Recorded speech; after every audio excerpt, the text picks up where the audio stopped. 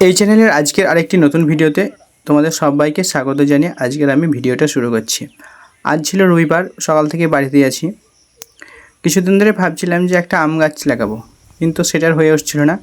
তাই একটি গাছওয়ালাকে আমি বলে রেখেছিলাম যে আমাদের পাড়াতে এলে একটা যেন আমাদেরকে আম গাছ দেয়। সেই মতো লোকটা আজকে চলে এসেছিলো।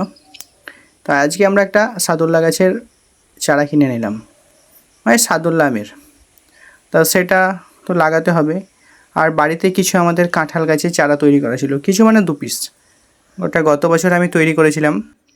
তো গাছটা অনেকটাই বড় হয়ে গেছিলো, সেই জন্য দেখলাম যে গাছ বসাতে হবে। আর এবছর প্রচণ্ড ঘন বর্ষা, এই বর্ষাতে গাছ লাগানো একটু কঠিন ব্যাপার, কারণ গাছ লাগালে গাছ বাঁচবে না।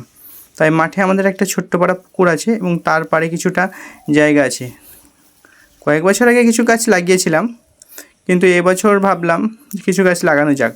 তাই আমাদের বাড়ির যে 2 পিস কাঁঠাল গাছ ছিল সেটাকে বসালাম, আর আজকে যে নতুন একটা আম গাছ কিনলাম সেটাকে বসালাম। এবারে আমাদের প্রায় কিছু সজনে গাছ আছে, তারপর 3টি আম গাছ আছে। এবছর 1টি লাগালাম, মোট 4টে হলো। আর 2 পিস কাঁঠাল গাছ লাগালাম, দেখা যাক কেমন হয়। আর পুকুরের পাড়ে অসংখ্য গাছে ভর্তি, কিছু নিম গাছও আছে, আর অন্যান্য গাছ তো আছেই, তোমরা তো দেখতেই পাচ্ছ। তবে এই পুকুরে জলটা থাকে না, শীতকালে জলটা সব বসে যায়, কারণ গর্তটা একটু কমই আছে। এবছর ভাবছি যে পুকুরের তলাটা একটু খুঁড়ে নেবো জেসিবি দিয়ে, তারপর পুকুরের পাড়টা একটু বেঁধে ওই পাড়ে কিছুটা গাছ লাগাবো। কারণ গাছ লাগালে তো আমাদের নিজেদেরও ভালো এবং পরিবেশেরও ভালো। আর কি বলতো, গাছ লাগালে তো ফল হবেই। সো নিজের গাছের ফল খাওয়ার মজাটাই তো আলাদা। বাবা বললো যে এবছর যা গাছ লাগালাম আর লাগাবো না, কারণ পরের বছর আবার মাটি কেটে তো লাগাতেই হবে।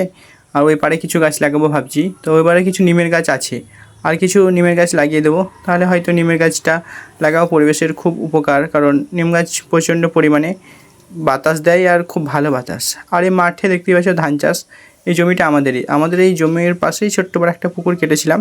এটা অবশ্য সরকার থেকে কেটে দিয়েছিল। তাই এই জমিটা আজকে আমাদের ধানটা নিড়ানো হয়ে যাবে।